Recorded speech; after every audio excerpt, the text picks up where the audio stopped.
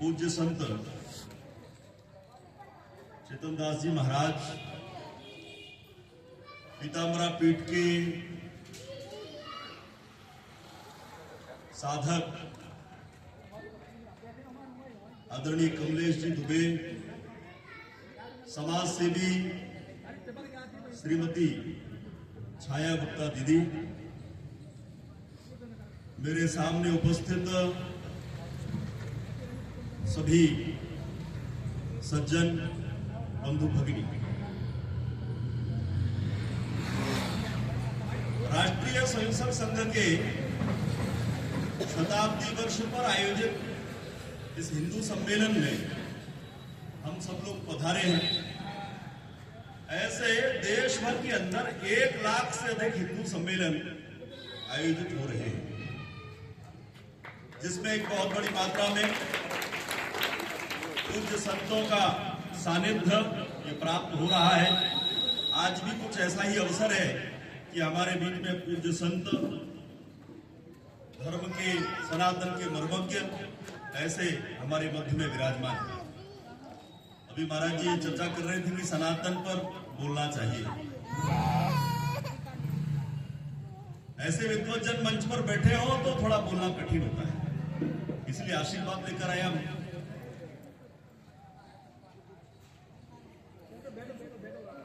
मेरा बहुत ज्यादा अध्ययन तो नहीं है, लेकिन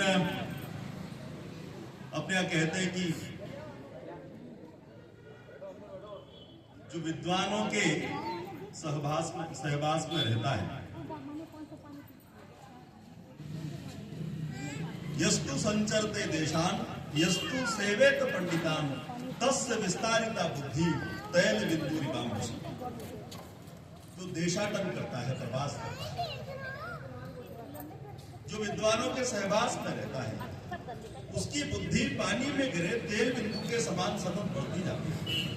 और इसलिए सौभाग्य से सामाजिक जीवन में काम करने का अवसर मुझे मिला है, तो ऐसे अनेक विद्वानों के सहवास में रहने का भाग्य मुझे प्राप्त होता रहता है। उनके साथ रह करके जो थोड़ी बहुत जानकारी है वो आपके सामने में रखने का प्रयास है।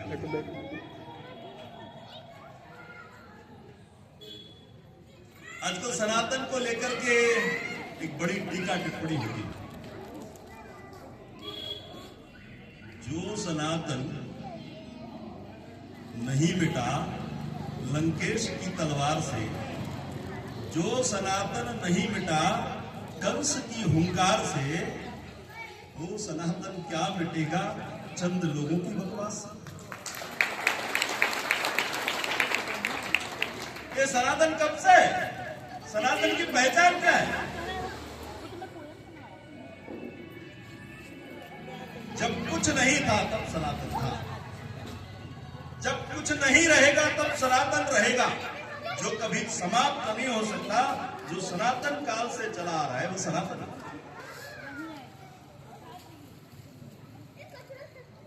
लोगों को तो, कुछ लोग तो ऐसे हैं धरती पर जिनके चंद सैकड़ों वर्षों के इतिहास हमको मालूम है, लेकिन दुनिया की सबसे पुरानी पुस्तक अगर कोई मानी जाती है तो वेद माने जाते हैं। महाराज जी वेद मंत्र का उद्घोष कर रहे हैं, संगच्छध्वम संवदध्वम संभो मनांसि जानताम देवा भागई यथा पूर्वे संजा नाना उपासक। ये वेद का वो मंत्र है जो दुनिया की सबसे प्राचीन पुस्तक है। इससे पहले दुनिया की कल्पना नहीं की जा सकती थी। वो दुनिया की सबसे प्राचीन पुस्तक जो भारत में जिसकी रचना हुई, तो भारत कितना पुराना है, सनातन कितना पुराना है, इस बात का अंदाजा किसी को नहीं। और इसलिए दुनिया में जब लोग खाना बदोश बनकर घुमा करते थे, लोगों को कपड़े पहनना नहीं आता था, ऐसे समय में हमारे यहाँ पर संत ऋषि मुनि ये वेदों की ऋचाएं गाया करते थे। ये भारत, और इसलिए भारत की पहचान क्या है?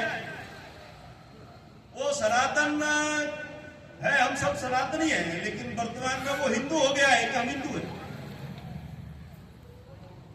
हिंदू की पहचान अगर है क्या, कि हिंदू क्या है? मैं कहता हूं कि दुनिया के अंदर अगर हम विचार करते हैं तो एक बात ध्यान में आती है,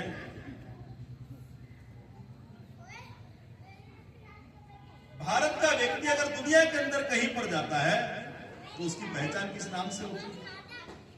इसलिए भारत अगर शरीर है तो हिंदुत्व यानी सनातन उसकी आत्मा है। और दुनिया में कहीं पर भी जाकर कहो कि हम भारत से आए हैं तो लोग कहेंगे हिंदू हो, और दुनिया में कहीं पर भी जाकर कहो कि मैं हिंदू हूं तो लोग कहेंगे भारत से आए हैं।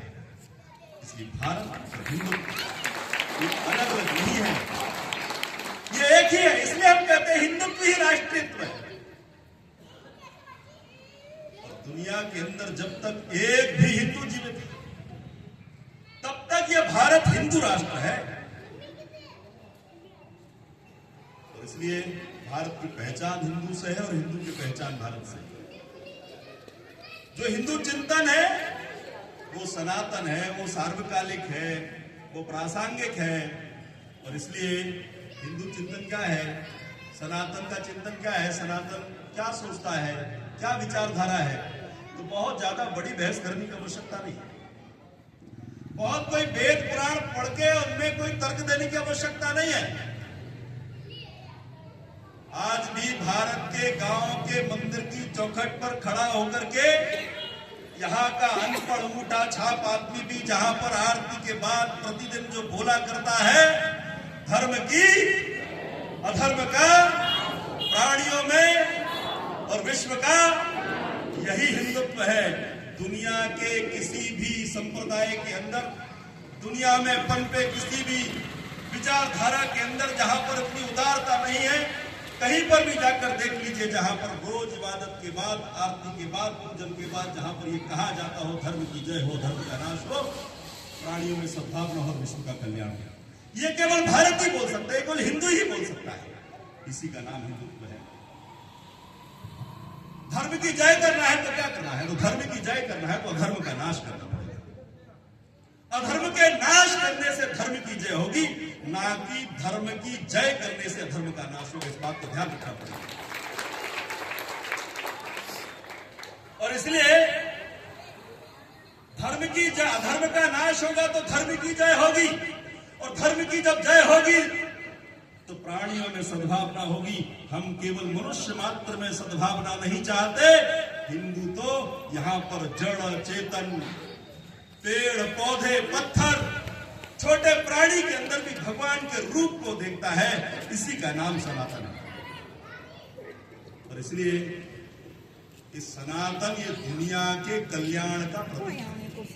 वो बासेट बैठो दुनिया का अगर कल्याण करना है तो क्या करना पड़ेगा? अरे वहाँ कल्याण करना है, सामने से निकल जाओ ना। कल्याण करना है तो सनातन धर्म की रक्षा करना पड़ेगी, उसका संरक्षण करना पड़ेगा।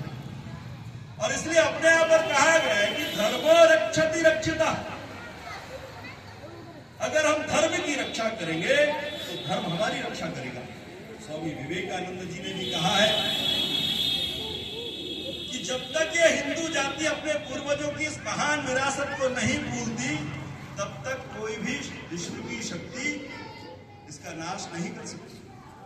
और इसलिए धर्म में ही भारत की जीवनी शक्ति निहित है, ऐसा स्वामी विवेकानंद जी कहते हैं। और धर्म क्या है? धर्म की व्याख्या क्या है?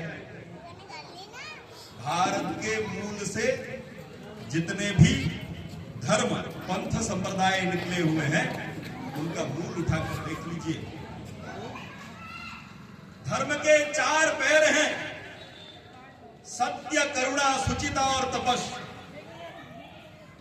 इन 4 पैरों पर खड़ा है धर्म। भारत के अंदर अलग अलग प्रकार के संप्रदाय हो गए हों, लेकिन उनका मूल एक ही है। अगर बौद्ध भी अगर कोई कहता है तो बौद्ध का मूल भी यही है, सत्य, करुणा, शुचिता और तपस्या।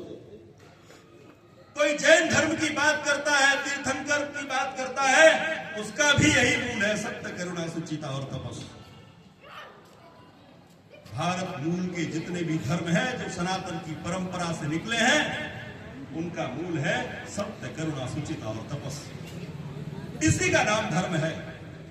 जहां पर ये चारों होते हैं वहां पर धर्म होता है, और जहां पर ये चारों नहीं होते हैं उसको धर्म कहने की गलती नहीं करना, वो धर्म हो ही नहीं सकता। और इसलिए अलग अलग मत पंथ संप्रदाय जरूर है, लेकिन सबका मूल जो है वो सनातन है। और इसलिए हम कहते हैं कि हिंदुत्व क्या है। हिंदुत्व की लोग बहुत कभी कभी संकुचित व्याख्या कर देते हैं। कभी कभी हम लोग भी हिंदुत्व को समझने में चूक कर जाते हैं। केवल धोती, चोटी, तिलक, जनेऊ, पूजा पद्धति, मूर्ति को मानना नहीं मानना, सूर्य को जल चढ़ाना नहीं चढ़ाना, केवल इतना ही मात्र हिंदुत्व नहीं है। तो हिंदुत्व क्या है? तो हिंदुत्व है जो सबके अंदर दया का भाव रखता है, करुणा का भाव रखता है। इसलिए वो 18 पुराण का मूल अगर किसी ने पूछा कि इन 18 पुराणों का सार क्या है, महर्षि वेदव्यास को पूछा कि इतना विशाल ये हिंदुत्व के बारे में, सनातन के बारे में है, इसका सार क्या है? तो महर्षि वेदव्यास को किसी ने कहा कि इतनी पोथियां तो लिख दी, लेकिन इसका सार थोड़ा बताना पड़ेगा। तो महर्षि वेदव्यास ने कहा कि 18 पुराणेषु व्यासस्य वचनम है, परोपकाराय पुण्याय पापाय परपीडनम। 18 पुराणों का सार भी 2 वचन में व्यास जी ने कहा, और उन्होंने कहा कि जो परोपकार है वो सबसे बड़ा पुण्य है, और दूसरे को पीड़ा देना ये सबसे बड़ा पाप है। उसी बात को गोस्वामी तुलसीदास जी रामायण के अंदर कहते हैं, परहित सरिस धर्म नहीं भाई, पर पीड़ा सम नहीं अधमाई।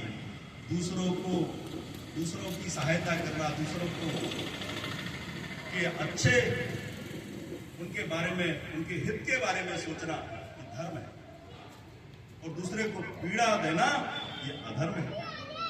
और इसलिए दोनों बातों का एक ही है।